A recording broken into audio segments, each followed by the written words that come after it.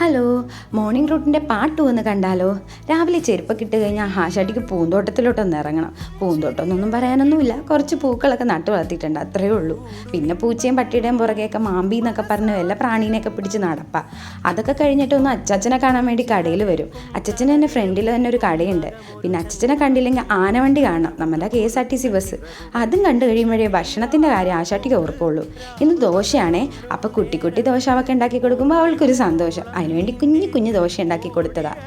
അവളുടെ കൂടെ ഇരിക്കുവാണെന്നുണ്ടെങ്കിൽ അവളിരുന്ന് കഴിച്ചോളും. അവൾക്കത് ഇഷ്ടമാണ്. ആക്ച്വലി വീക്കെൻഡിൽ മാത്രമേ ഇങ്ങനെ അവളുടെ കൂടെ ഇരുന്ന് ഭക്ഷണം കഴിക്കാൻ പറ്റാറുള്ളൂ.